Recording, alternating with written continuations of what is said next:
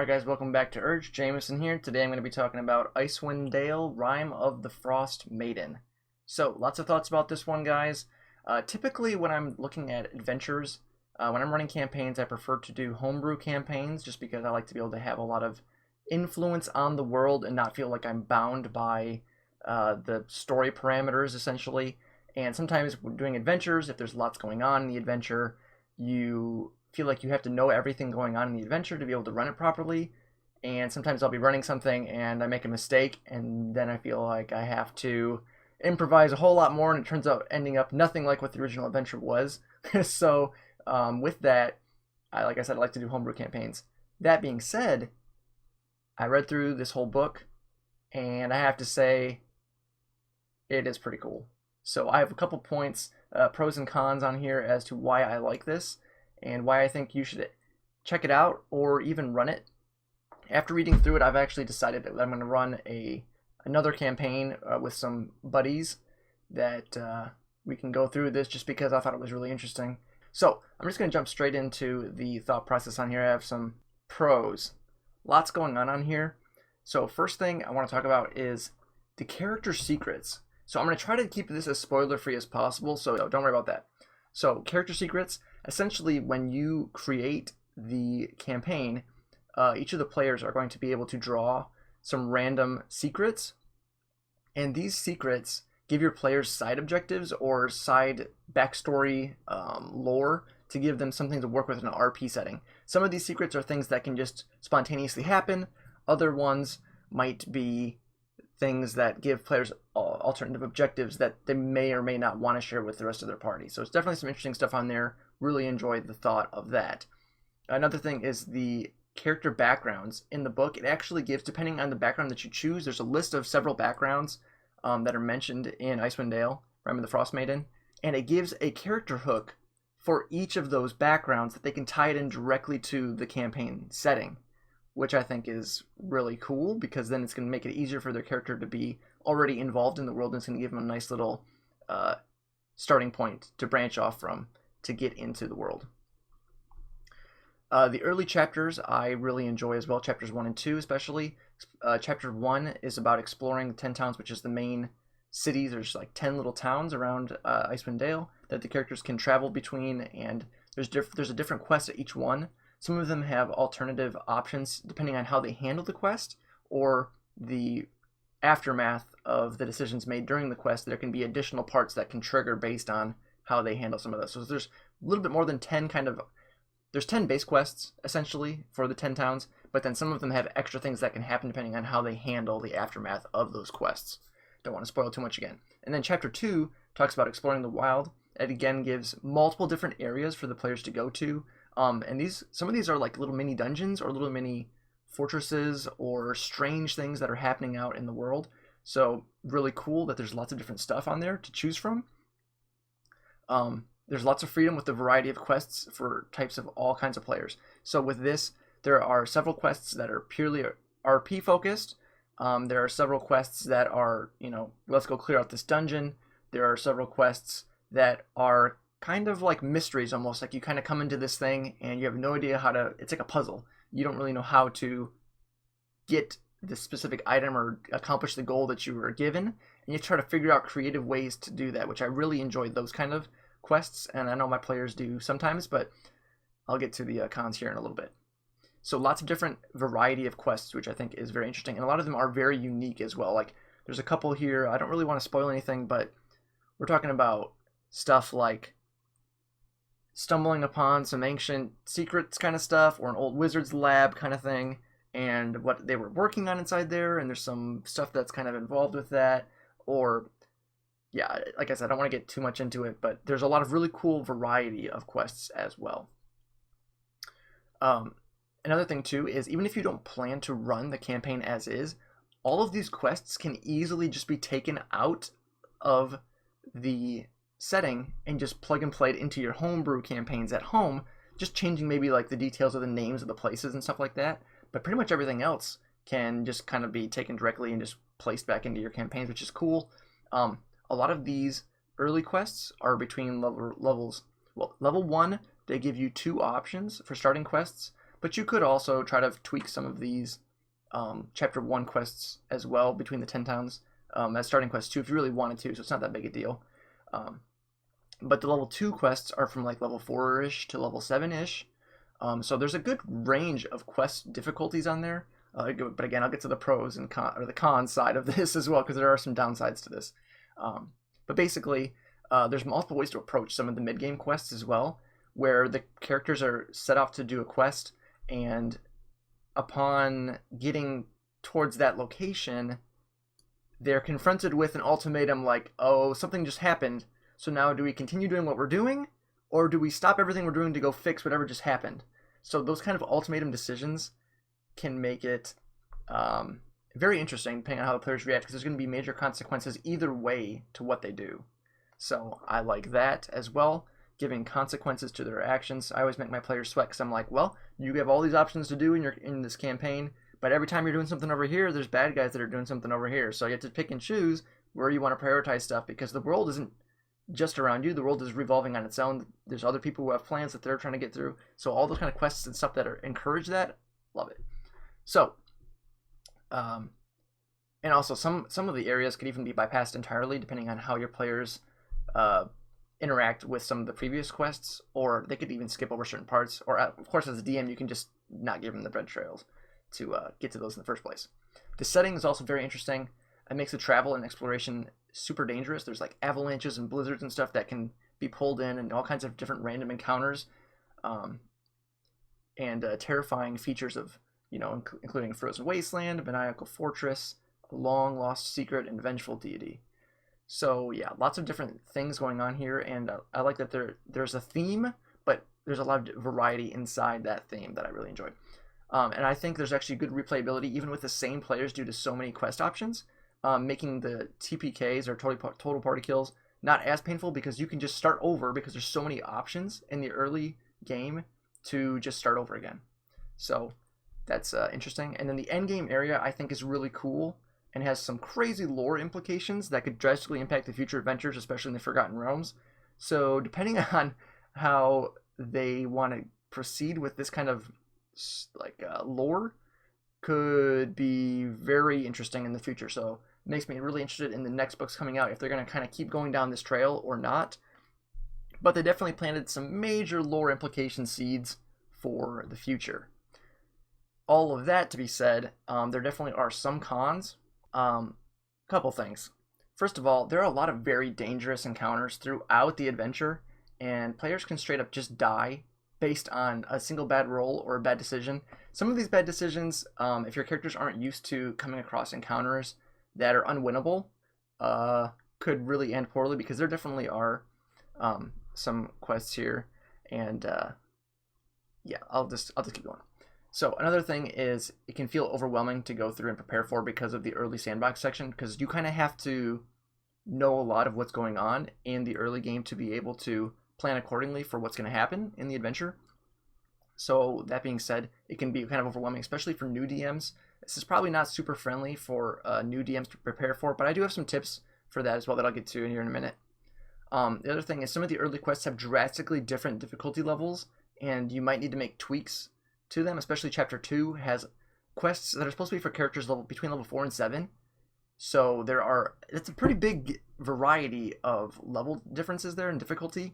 So with that, you're going to have to kind of look over the quests ahead of time and maybe either tweak them or kind of plot them out as to which ones seem harder than others, kind of thing. And definitely is cool that there's lots of variety, but also it's hard to balance something that has that much range between the difficulty levels. So definitely interesting on there. Also, it's kind of weird because Chapter 3 is geared for levels 4 to 5, but Chapter 2 is 4 to 7. So there's kind of some overlap there. If they want to go to if they move into the Chapter 3 section earlier, or you could just kind of let them stay in Chapter 2 for a little while and kind of give them breadcrumbs for quests to get them a little bit higher level before they go to Chapter 3. Up to you how you want to run it as a DM, but definitely interesting on there.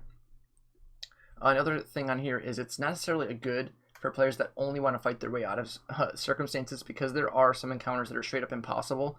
You're throwing some of these random encounters and things. There are other creatures in this world that are 2 to 3 times potentially when they run into it 5 times up their character level in CR, so they cannot kill these things. It's pretty much impossible for them to kill them because they'll just all get one shot if they try to fight. So they have to come up with creative ways to either avoid the scenario in the first place or talk their way out of the scenario or find another kind of strange way to bypass it altogether. Or as a DM, you could just elect to not have those be part of the adventure either. And then the last thing, kind of as a con for me, was the last 3.5-ish levels, 4 levels, levels 9 to 12, seem really rushed to get players to max level for the end of the adventure super quickly, because it says, I believe, the last levels of the characters can be acquired, because this whole campaign is actually through milestone leveling, so it's not keeping track of XP. So it's kind of like you complete X number of quests. In the early chapters, you gain a level per X number of quests, and then at the end, it's like if they do these objectives, they gain a level per objective. But some of these objectives, like in the last area dungeony kind of spot for the rest of the adventure, they're gonna gain from level 9 to 12 in one area. So I think that's a super rushed leveling experience. I'm not sure why they didn't just maybe make the adventure down to like from level 1 to 10 instead of level 1 to 12. But I guess you could just kind of let them do some of the earlier quests and get them ahead of the curve so that when they get to the end game, you can kind of try to make it a smoother leveling process, because there's going to be maybe some levels, depending on how you run, maybe just run extra random encounters to try to like fill in that gap a little bit, because it does feel pretty rushed. And if they go from like one of these things to the next, they're going to be like level 10. They could level up once or twice in a session, depending on if you're completely following the book objectives. It's definitely possible. So a little bit weird on there, but that is the majority of the cons on there. But again, I think more pros than cons, definitely. I really enjoyed this book a lot. Really find it very interesting. Again, I'm going to be running it with some players as well. I've been reading through it multiple times, especially the early sections, because there's a lot going on in the early sections. The end part, chapters 3 through the end, are a lot more straightforward. You don't necessarily have to prepare as much once you read through them once. But the early chapters, I'll kind of just get into some thoughts on here as to some tips to maybe run these. So some tips for the players, especially early on, I would say, and for the DM running this adventure, I would say definitely make sure the players up front know that some of these encounters are going to be very dangerous and possibly unwinnable. So they need to be creative in their approach to lots of these things, because this is a very dangerous and deadly place. So maybe let them know up front that this is going to be a very difficult adventure. So they're prepared for that, and their mindset is not just murder hope, but we're going to go and try to kill everything, because they will not be able to just straight up do that. It won't work if they try to just straight up go up and kill everything. So I'd let them know that up front and make sure that they're happy with that and that they want the challenge. Another thing I would do as a DM, especially in the early game, if you aren't comfortable preparing for all of the possible scenarios, you could handpick out a few in particular that you like. Maybe you sort through the 10 chapters, or the 10 towns in the first chapter, and pick out several quests that you enjoy or you think your players will enjoy the most. There are some that are more heavy on the RP side. There are some that are more heavy on the combat side. There are a couple that are more puzzle-like. So if you want to maybe mix and match, and you kind of give them, instead of preparing 10 different quests for the first or second session, you prepare 3.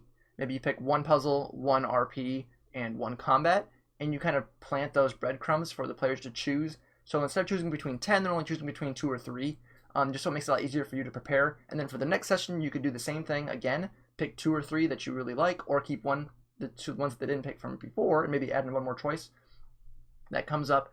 And again, you can change the names and the locations of the towns. So a lot of these quests are made to be given at particular towns, but you could just change that and have 2 or 3 of these quests be from a single town. So you don't have to follow it exactly to the T. Another thing I would suggest is once you kind of prepare some of these quests, you may need to tweak them based on your party's composition or experience in playing D&D, just because some of these encounters can be very difficult, especially the level 1 encounters. You may need to tweak them down, either reduce the creature's health if the party is too weak, and maybe possibly even decrease the damage. And another thing you could do is if your party is too strong for a specific quest but you really like it, an easy way to increase the quest difficulty is you just give all of the creatures max health, or give like the boss creatures max health. And if the damage is too low, you could also increase their floor damage. So if they have like 1d6 plus 5 for their damage, you could make it like 1d6 plus 7. So you're increasing the floor damage so that they can deal more damage. If they do kind of get over leveled early on, you could just kind of tweak some stuff like that. And if you're gonna, sometimes what I'll do too, just to easily tweak monsters, if I want to make them a little bit stronger, but I like the concept of them, is I will give them a plus 2 their floor damage, and I'll give them a plus to hit. So if I give them like a plus 2 damage, I might also give them a plus 2 on top of their normal hit. So if they have like a plus 4 to hit, you could give them a plus 5 or plus 6 to hit, and then increase their floor damage by plus 1 or plus 2 as well. Just based, it kind of takes some to feel it out a little bit, try to get an idea how much to do that, but you kind of get a general idea looking through some of these. So one, let your players know that this is not just a straightforward beat 'em up adventure. Two, try to limit the amount of review, especially in the early options, so it makes it easier for you to prepare as a DM. Maybe picking only a couple per session to give the players, so they don't feel railroaded to like this is the only way to go, but also giving them a couple options and making it easier for you to prepare instead of just randomly rolling like one of these 10 towns that they go to and get a quest, and then you're like, well, crap, I'm not as familiar with this quest. So you can kind of just pick and choose what you feed them as players, obviously as a DM. So that's going to definitely help. And again, tweaking the monsters and creatures and some of the encounters to either lower their health and damage, because you can do the same, lower their chance to hit.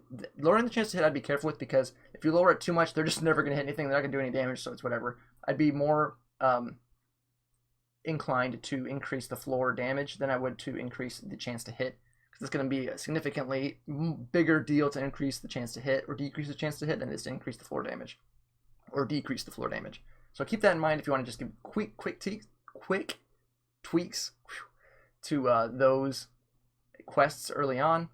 But definitely very interesting, very fun encounter adventure. So I highly encourage you to at least check it out if you're a DM, because you can always take these adventures and plug and play them into your homebrew campaigns. There's a lot of really interesting stuff, some cool dungeons that you can definitely use as well. And the concept and even the scenarios are pretty cool, especially with the things like the secrets and the background tie-ins are very cool. Really love this adventure, guys. One last thing I wanted to mention is I'm considering doing some DM prep videos for Icewind Dale, Rime of the Frostmaiden, where essentially what I would do is I would go through each of the chapters and potentially even through each of the individual quests and give like a short summary for the DMs who are prepping these quests and chapters, just as a reminder, like here are the key points, here's the things I need to remember for each chapter, for each quest even. Just to give you a quick, like I watch a 5-minute video and I'm like, okay, I'm ready to run the session today now because I watched this video. If that would be something you enjoy, please let me know in the comments down below. Also, if you've played in this campaign or in this adventure, let me know your thoughts and everything down below as well. I'd love to read through those. Seeing from a player perspective and from a DM's perspective as well, down below. But I think that's going to wrap it up for this one today, guys. So if you enjoyed the video, please remember to like, subscribe, hit the bell notifications to know when new videos are coming out. And as always, guys, thanks for watching.